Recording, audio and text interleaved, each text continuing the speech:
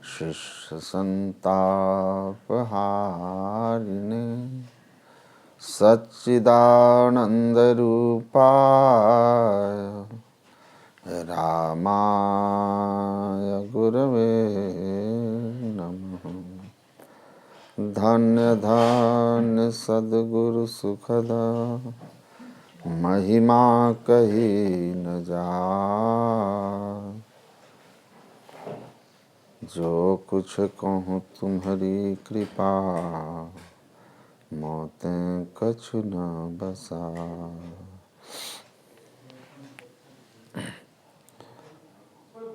हमारे परम श्रद्धेय इस कार्यक्रम के संचालक परम विद्वान भौतिक और आध्यात्मिक विद्या के प्रोफेसर प्रवेश बाबू तथा सभी इस कार्यक्रम में जुड़े हुए श्रोतागण,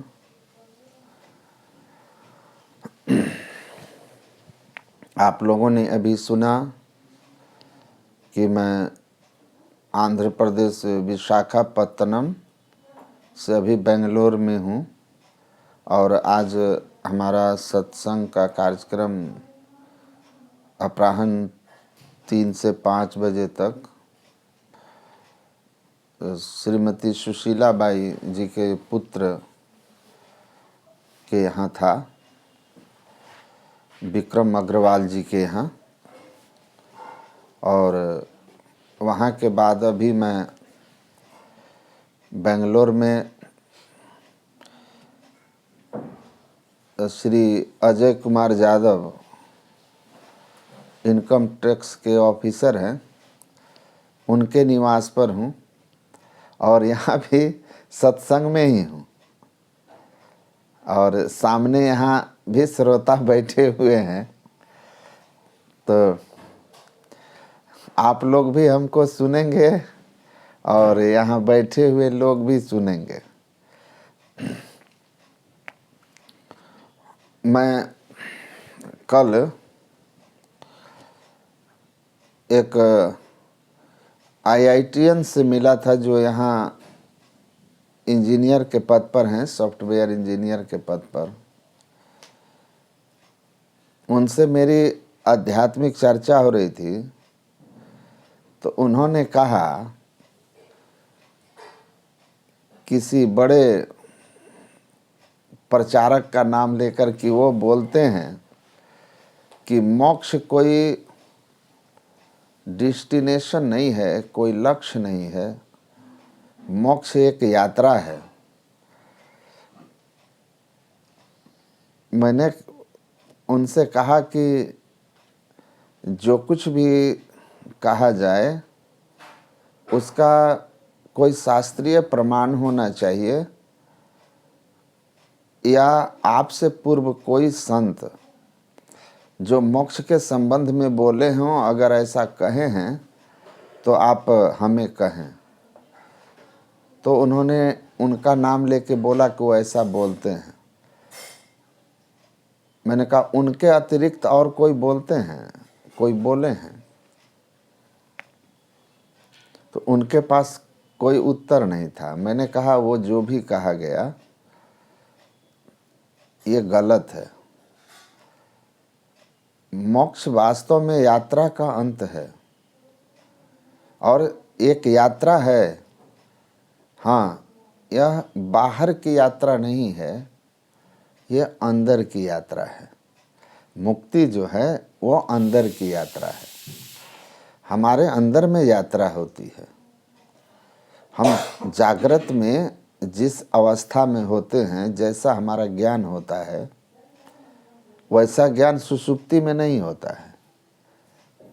और जो ज्ञान हमारा सुषुप्ति में होता है उसके बीच में एक स्वप्न अवस्था होती है, उसका ज्ञान अलग होता है। तो जब आप गहरी नींद में हैं, आइए बैठिए। अच्छा ठीक है। तो गहरी नींद में जब हम होते हैं तो उस समय का हमारा कैसी स्थिति होती है? कोई स्वप्न भी नहीं होता। स्वप्नावस्था में हमारा एक ज्ञान होता है, जागृत का ज्ञान अलग होता है। तो अवस्थाएं बदलती है तो ज्ञान बदलता है। इसका मतलब है कि अंदर में यात्रा होती है।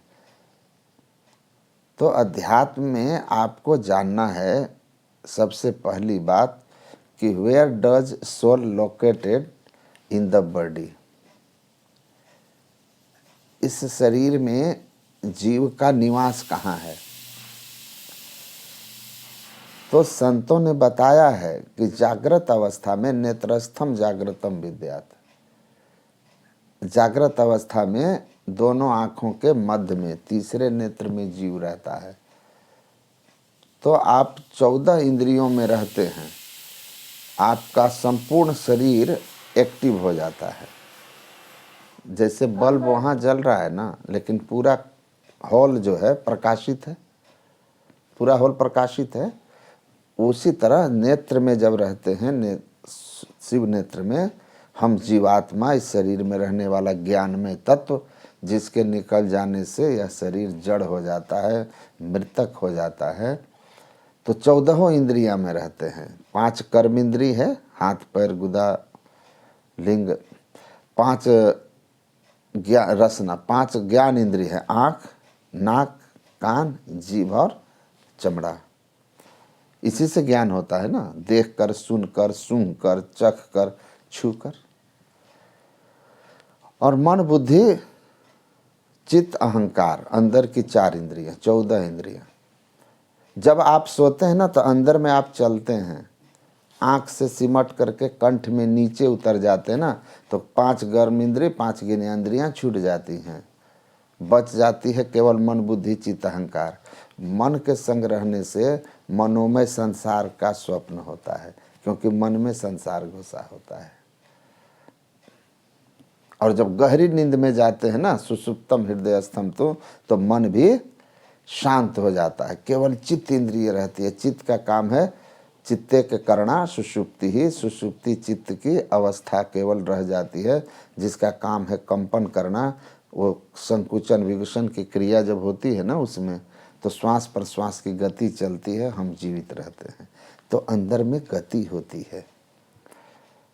मोक्ष की वह अवस्था है जब गति समाप्त हो जाए।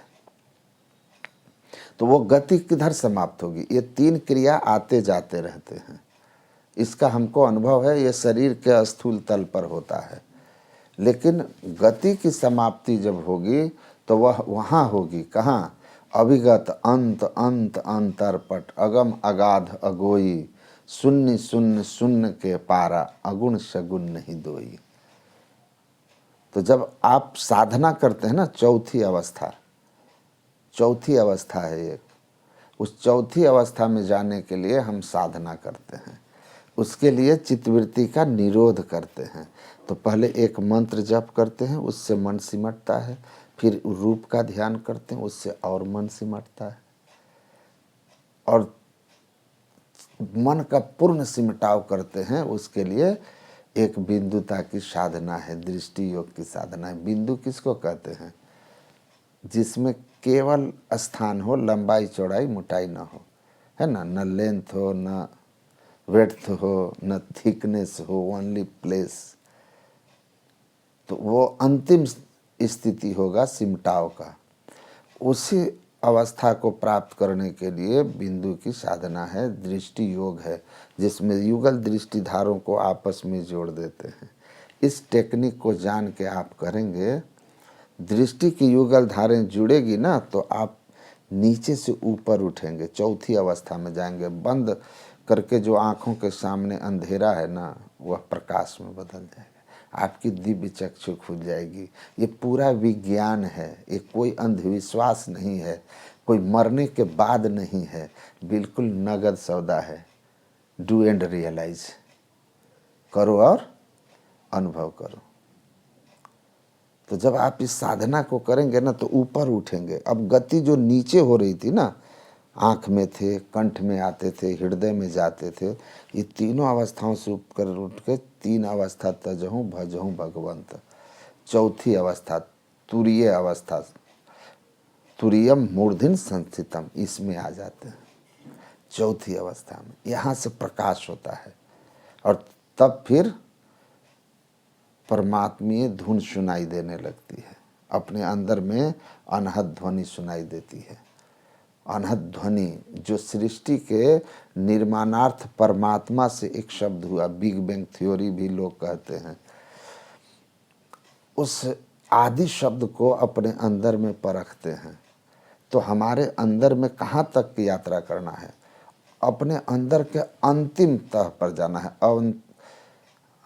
गुरु महाराज जी कहते हैं कि अंतर के अंतिम तह में गुरु हैं, मन पता पाता नहीं। अंतिम तह, गुरु माने परमात्मा। वो अंतिम तह कहाँ है? आंख बंद करते हो ना आप, ये अंधकार, ये पहला तल है। दृष्टि योग में साधना में सफलता मिल गई, दिव्य दृष्टि खुल गई, प्रकाश मंडल में चले जाएंगे, दूसरा तल। उसके बाद तीसरा तल शब्द मंडल है। उस तीसरे शून्य को, अंधकार का आकाश, प्रकाश का आकाश, शब्द का आकाश, तीनों को पार कर जाएंगे और तब परमात्मा में जाकर आप मिलेंगे। किस तरह से? यथा नद्यः स्यन्दमाने समुद्रे अस्तंग गच्छन्ति नाम रूपे विहाय तथा विद्वान नाम रूपाद विमुक्तः परात्पर पुरुष मुपैति दिव्यम। नदी की गति सागर में जैसे मिलने के बाद समाप्त हो जाती है, जो जल सागर में मिला स्थिर हुआ, उसी तरह चेतन आत्मा जब माया के इन तीनों आवरणों को मुक्त होकर अब परमात्मा में जाके मिलती है ना, तो वह परमात्मा से मिलकर एक मेक हो जाती है, उसका नाम रूप खत्म हो जाता है। ये आई जो है ना, इंडिविजुअलिटी, जो बॉडी के साथ में हमारा संपर्क होके एक आई है, ये आई गिर जाता है और तब अहम ब्रह्मास्मि आई तब आता है जब संपूर्ण संसार के साथ एकता हो जाती है। तब हमारा आई जो है ना, वो विराट आई होता है, ब्रह्म की अवस्था, मैं ब्रह्म हूँ। वहाँ के बाद गति नहीं होती है। तो गुरु महाराज कहते हैं चलिए अंतिम के अंतिम तह तक। तो मैंने उनको कहा कि आप IITians हैं, आपको इस सॉफ्टवेयर का नॉलेज बहुत होगा, लेकिन अध्यात्म का नॉलेज बिना गुरु के नहीं होता है। तो उन्होंने कहा कि मैं बहुत गीता पढ़ता हूँ, फिर भी मेरे मन में बहुत सारी उलझनें आ जाती है, गीता पढ़ के भी तो कन्फ्यूज हो जाता हूँ।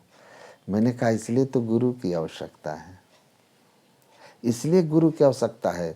और गुरु को खोजना होगा आपको। करी सत्संग गुरु खोज करिए, चुनिए गुरु सच्चा। सत्संग करेंगे तब समझ में आएगा। ऐसे तो किसी एक को आपने सुना, कह दिया जर्नी है, भाई जर्नी का एंड होगा तब समाधि उसी को तो कहते हैं। जहाँ जीव और पीव मिलकर एक हो जाएं, वही तो निर्विकल्प समाधि है, वही तो मोक्ष की अवस्था है। तो कोई IITians हैं और वो आपको उपदेश सुना रहे हैं, इसलिए उनकी बात मान लेंगे, ये अलग बात है। कबीर बिना स्कूल गए वो बोल जाएंगे जो IIT करके आप नहीं बोल सकते हो, क्योंकि कबीरा हम जानिया, जब जानिया तब मन मानिया। कबीर उस अवस्था को पहुँचते हैं, जल और तरंग के साथ में एकता होती है। जल तरंग जीव जल ही समाइया, त्यों ज्योति संग ज्योति मिलाइया। ये यात्रा है, यात्रा का अंत है कि नहीं? ज्योति का ज्योति में मतलब जो इंडिविजुअल ज्योति है, जो चेतन आत्मा है, शरीरस्थ चेतन आत्मा, वो अनंत में जाकर के मिल गई, तो यात्रा का अंत हो गया। यही गोल है ना, लक्ष्य तो है। सरिता जल जल निधि में जाई, हो ही अचल जिमि जीव हरि पाई। यही तो नदी जाकर के समुद्र में मिल गई, अचल हो गई। अचल हो जाना मतलब यात्रा का अंत होना हुआ कि नहीं हुआ? अचल क्या हुआ? जब यात्रा खत्म हो गई तब तो स्थिरता आई। तो मैंने कहा तुलसीदास, संत कबीर, गुरु नानक और वेदांत, भिद्यते हृदय ग्रंथि छिद्यन्ते सर्व संशया क्षीयन्ते चास कर्माणि तस्मिन् दृष्टे परावरे। जड़ चेतन की ग्रंथि जब खुल जाती है, जड़ा चेतन आत्मा जड़ के सभी आवरणों से छूट जाती है, कैवल्य दशा में होती है, फिर परमात्मा में जाकर मिलती है अंतर साधन करके, तब उस परमात्मा का उसको बोध होता है। यही तो उसका लक्ष्य है, यही तो गोल है, जहाँ जाकर स्थिरता आती है। तो समझना होगा आपको। बाकी रही गीता की बात, तो गीता कृष्ण और अर्जुन के बीच संवाद है। कृष्ण कोई ग्रंथ नहीं थे, कृष्ण और अर्जुन के बीच जो संवाद हुआ है। आप क्या करते हैं? स्टूडेंट है। किस चीज़ के? इंजीनियरिंग के। अच्छा, आप इंजीनियरिंग के स्टूडेंट हैं और आप? अच्छा, दोनों इंजीनियरिंग के स्टूडेंट हैं, ठीक है। तो आप लोग ठीक से समझिए, ये अध्यात्म जो है ना, ये जीवन के लिए बहुत जरूरी है। आप संसार के सारी सुविधाओं में आप अपने जीवन में व्यवस्था कर सकते हैं। आपके पिताजी इनकम टैक्स ऑफिसर हैं, बहुत कुछ कर देंगे, लेकिन शांति जो है ना, अध्यात्म से होगा। सारी व्यवस्थाएं आपकी धरी की धरी रह जाएंगी अगर जीवन में अध्यात्म नहीं होगा, इस तरह की साधना नहीं होगी। और इस साधना को अपने जीवन में ले आइए। सुविधा जो आपके जीवन में है, जो आपकी सांसारिक उपलब्धि है, ये आपके जीवन में चार चांद लगा देगा। तो इसको समझना है। कबीर बिना स्कूल गए बोल जाते हैं वो बात, क्यों? क्योंकि अनुभव है। तो कृष्ण सामने खड़े हैं, अर्जुन के अंदर में जिज्ञासा है, उन जिज्ञासाओं का कृष्ण उत्तर दे रहे हैं, उत्तर दे रहे हैं। और जो जो जिज्ञासा आती है उनका समाधान कर रहे हैं। आप गीता पढ़ के आपकी कुछ शंकाओं का समाधान होगा, जिज्ञासाओं का समाधान होगा, इसलिए कि कुछ शंकाएं, समस्याएं आपकी अर्जुन से मिलती होंगी, लेकिन कुछ आपकी अपनी होगी जो अपरिस्थिति जन होगी। वो सवाल अर्जुन ने नहीं पूछा कृष्ण से, और वो सवाल तो आपको पूछना पड़ेगा किसी गुरु से। तभी गुरु महाराज कहते हैं ना, संशय दूर बहाय संत मत स्थिर करते, मैं ही ये गुणधर जोई गुरु सोई सतचित, मुक्ति मार्ग जानते साधन करते नित्य। आपके अंदर के संशय को दूर करने के लिए गुरु चाहिए, नहीं तो कृष्ण ग्रंथ पढ़ के ही सब जान जाते। तो क्यों कहते भगवान श्री राम हनुमान जी को कि बहु शास्त्र कथा कंथारो मन थे न वृथेव कि मन वैष्टव्यम प्रयत्न न जो मारुते ज्योतिरांतरम। हे पवन पुत्र हनुमान, बहुत सारी ग्रंथों की कथाओं को मथने से आपको लाभ नहीं होगा। अत्यंत यत्नवान होकर अपने अंदर की आत्म ज्योति की खोज कीजिए, आत्म प्रकाश की खोज कीजिए, प्रकाश की खोज कीजिए, तमसो माँ ज्योतिर्गमय की यात्रा शुरू कीजिए। क्यों कहा? इसीलिए कहा कि ये ज्योति की खोज की विधि आपको किसी ग्रंथ में नहीं मिलेगा। बताएगा कि ज्योति की खोज करो, लेकिन खोजना कैसे है? नचिकेता यमराज से पूछता है तो यमराज क्या कहते हैं? तद विधि प्रणिपात उत्तिष्ठता जागृता परावरान निबोधता। उठो जागो, श्रेष्ठ पुरुष के पास जाओ, वो श्रेष्ठ पुरुष संत हैं जो यह मार्ग बताएंगे। भगवान कृष्ण कहते हैं तद विधि प्रणिपाते न परिप्रश्ने न सेवया उपदेक्षन्ति ते ज्ञानम ज्ञानिनस् तत्वदर्शिनः। हे अर्जुन, इस भेद को बताने वाले तत्वदर्शी संत सदगुरु होते हैं, आप उनके पास जाइए, वो आपको इसका भेद बता देंगे। साधन करोगे, साधना के प्रारंभ में ही चित्तवृत्ति का सिमटाव जब आपका होने लगेगा ना, तो आपको वो आनंद अनुभव होगा ना जो अभी तक आप संसार के किसी इंद्रिय सुख में नहीं पाए हैं। और तब आपको लगेगा कि रियल में ये सुख है, ये हैप्पीनेस है जिसकी हमें खोज है। तो ग्रंथ आपके सारे समस्याओं का समाधान नहीं करेंगे, और पूरे और सच्चे संत जो उस अनुभूति को नहीं किए हैं ना, वो ग्रंथ पढ़ कर के कोई बोलेगा तो आपको भटका देगा, क्योंकि वह स्वयं उसको अनुभव नहीं किया है।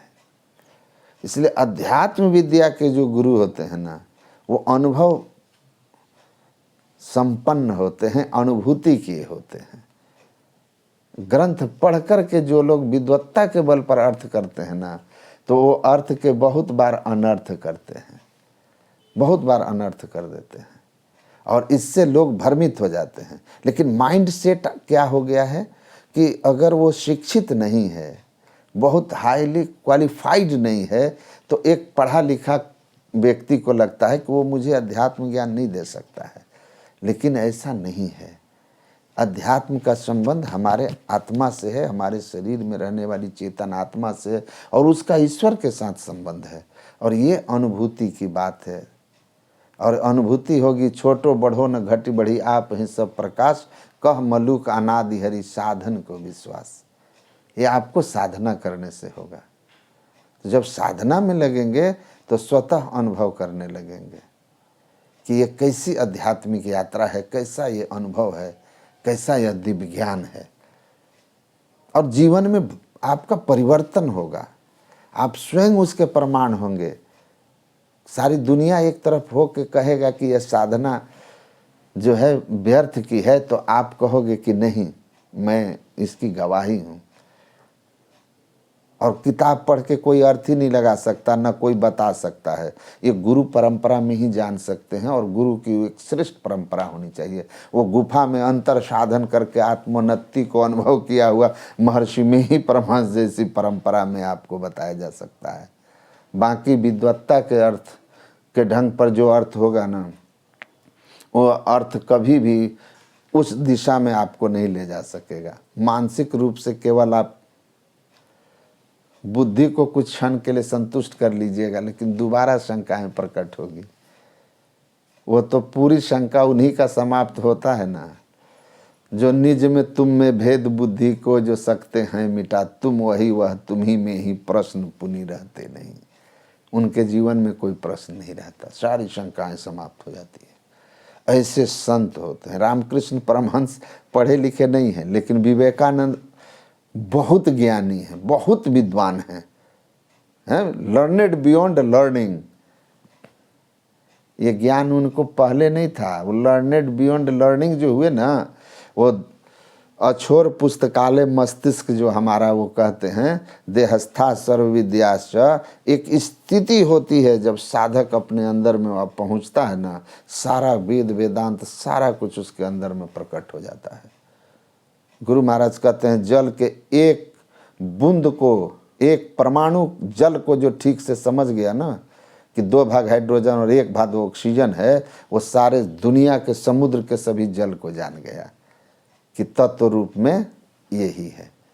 वैसे साधना की स्थिति से एक अवस्था आती है जब मूल तत्व की पहचान हो जाती है। वो एकदम से रुई को पहचान लेने वाला, धागे को पहचान लेने वाला, वस्त्र के आकार प्रकार कैसा भी हो, वो जानता है कि सबके मूल में धागा है, इसलिए कोई वस्त्र उसके ज्ञान से छिप नहीं सकता। वैसे ही आत्मज्ञ व्यक्ति उस मूल तत्व को जानने वाला, उस मूल तत्व से उत्पन्न होने वाले सारे ज्ञान को जानता है। और इसीलिए बिना स्कूल गए, बिना कलम पकड़े कबीर जब बोलेंगे तो बहुत विद्वत्ता के शिखर पर पहुँचे हुए पढ़े लिखे वेदांत ज्ञान के विवेकानंद और राम तीर्थ बोलेंगे। अब बिना मसीह का कलम छुआ नहीं, कलम गहो नहीं हाथ, वो संत कबीर बोल जाएंगे। नॉन मैट्रिक सदगुरु महर्षि में ही ऐसा बोल जाएंगे, और वो उसकी व्याख्या बड़े बड़े लोग नहीं कर पाएंगे कि इसका क्या अर्थ हुआ। ये अनुभव का ज्ञान है संतों की। वो साधन को विश्वास, साधना करने से यह जानने में आता है। ये तो बड़ा दिव्य मार्ग है। मैंने कहा उस इंजीनियर को, उसको कहा कि देखिए ये ऐसा ज्ञान है ना कि इसके बारे में कहा बिन रसना हुए बंदगी, बिन चश्मे दीदार, अब बिना श्रवण के धुन सुने निर्मल तत्व निहार। आंखें बाजहु वेखना, बिन कन्ना सुनना, पैरा बाजहु चलना, बिन हत्था करना। ये तो है कि बिना कान के सुनना है, बिना आँख के देखना है, बिना जिह्वा की बंदगी है, बिना हाथ का कर्म है, बिना पैर का चलना है। गरीबदास, गुरु नानक देव, वेद उपनिषद सब एक स्वर में बोलते हैं कि वो जो राह है ऐसा ही है। मैंने कहा जे कृष्णमूर्ति को आप पढ़े हैं? तो उन्होंने कहा हाँ पढ़ा हूँ। तो मैंने कहा जे कृष्णमूर्ति ने एक लाइन कहा है, the path that leads to salvation और emancipation is not made of any material things. वो रास्ता जो परमात्मा की ओर जाता है वो किसी भौतिक पदार्थ का नहीं बना हुआ है। आप लोग तो इंजीनियर हैं, मैं तो इंजीनियरिंग नहीं किया पर साइंस से पढ़ाई की, बाद में हिस्ट्री से एमए किया, फिर कुछ जो और डिप्लोमा होते हैं बिजनेस वगैरह करने वाले, मैनेजमेंट डिग्रियां मेरे पास दो हैं। तो भौतिक पदार्थ है ना जिसमें जो स्थान छेकता हो, जिसका कुछ वजन वगैरह होता हो, तो आकाश पंच भौतिक तत्व में हम एक तत्व मानते हैं। क्षितिज जल पावक गगन समीरा पंच तत्व में एक तत्व। आकाश मार्ग है, जल मार्ग है और मिट्टी पर मार्ग है, 3 रास्ते हैं ना। वो कहते हैं ये भौतिक पदार्थ का बना हुआ नहीं है। तो मैंने कहा आपने पढ़ा जे कृष्णमूर्ति का? कहा कि कुछ कुछ स्मरण आ रहा है, कुछ कुछ स्मरण आ रहा है। तो मैंने कहा वो अभौतिक पदार्थ का बना हुआ रास्ता है, इसके बारे में कभी पूछिएगा अपने गुरुजी से, उनसे पूछिएगा। वो अभी उनसे दीक्षित नहीं हुए हैं। मैंने कहा पूछिएगा उनसे कि बताइए तो अभौतिक पदार्थ का बना हुआ मार्ग है तो कौन से पदार्थ का बना है और कहाँ पर वो रास्ता है, कहाँ पर है वो रास्ता। मैंने बोला आप बता सकते हो कौन सा भौतिक पदार्थ है? तो वो चुप हो गए। मैंने कहा देखो अभौतिक पदार्थ जो है ना वो अपने अंदर में परमात्मा कृत मार्ग है और वह रास्ता है ज्योति नाद का मार्ग बनाया, धारा जाए तिल से लो धर जतन करो दिल से। वो अंतर ज्योति और अंतरनाद का बना हुआ मार्ग है, पकड़ा जाता है तिल से, बिंदु से। बिंदु की प्राप्ति करोगे तो रास्ता मिलेगा, अभी नहीं मिलेगा। ये बड़ा दुर्लभ ज्ञान है। चलते ने बाट न पाई, अब बैठे ने रास्ता काटा, है कुछ रहनी गहनी की बात, अब बैठा रहे चला अपनी जाता। कैसा दिव्य ज्ञान है। बैठो तो रास्ता पूरा कर लोगे, आज चलते रहे तो राह ही नहीं मिला। तो ये बैठना क्या है? चित्त वृत्ति को बैठाना है, मन को बैठाना है। पहले तो तन को बैठाओ। समा आसन आसीन सम काया यथा सुखम हस्ता उत्संग आधाय स्व न सागर कृत्य क्षण। ये बैठने की विधि है। आसन दृढ़, आहार दृढ़, भजन नेम दृढ़ हो। पहले बैठने की विधि है। इस तरह से बैठिए, आंखें बंद करिए और बैठ करके नासाग्र में चित्तवृत्ति को ले जाइए। फिर जपना शुरू कीजिए, फिर मानस ध्यान कीजिए। मन को बैठाना है। बंद कर पलकों को वो कर मन की छटपट अंतरे। मन को बैठा दो। तन को बैठाया फिर मन को बैठाया, तन थिर मन थिर, फिर मन को थिर किया। सुरत निरत थिर हो। कह कबीर वाह पलक को कल्प न पावे कोई। तन बैठा फिर मन को बैठाए। पहले मंत्र जप, इष्ट रूप का ध्यान, फिर दृष्टि योग। एक बिंदुता की प्राप्ति के साथ दृष्टि की दोनों धारें आपस में मिलती है ना, तो दृष्टि और मन का अन्योन्याश्रय संबंध है। जहाँ दृष्टि जाती है वहाँ मन जाता है। आप सारे लोग किसको देख रहे हैं अभी? हमको। आपका मन मेरी तरफ है। अभी आप पीछे कुछ खट हुआ, आप मुड़ जाएंगे, आपकी दृष्टि देखने की शक्ति पीछे चली गई, आपका मन पीछे चला गया। सदगुरु महाराज हमारे समझा के कहते हैं कि दृष्टि और मन में अन्योन्याश्रय संबंध है। मन दृष्टि का अनुगमन करती है। तो देखने की शक्ति को दृष्टि कहते हैं। ये देखने की शक्ति दोनों आँखों से निकल रही है, इसको गुरु की युक्ति से आप ठीक ठीक जोड़ दोगे ना, एक बिंदुता की प्राप्ति हो जाएगी। 2 रेखाओं के मिलन स्थान को बिंदु कहते हैं। Point is a place where 2 lines intersects each other. 2 रेखा आपस में एक दूसरे को काटती, वहाँ पॉइंट होता है।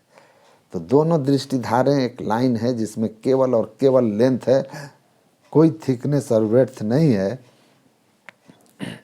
तो दोनों को आपस में जैसे जोड़ दोगे एक बिंदुता की प्राप्ति होगी। दृष्टि एकदम से जाकर एक बिंदुता पर जैसे केंद्रित होगी, दृष्टि के पीछे मन पहुंचेगा। और वह जो बिंदु स्थान है, नासाग्र है, सुषुम्ना है, वह ऐसा स्थान है जो एकदम निर्विषय स्थान है, सात्विक है। सुषुम्ने व परम तीर्थम, परम सात्विक स्थान। वहाँ दृष्टि पहुँची, दृष्टि के वहाँ पहुँचते हैं मन उसके पीछे गया, वह निर्विषय स्थान 10वें द्वार मोक्ष के द्वार में दृष्टि पहुँचते ही मन पहुँचा। और निर्विषयम मनः ध्यान हो गया, सुनगतम मनः ध्यान हो गया।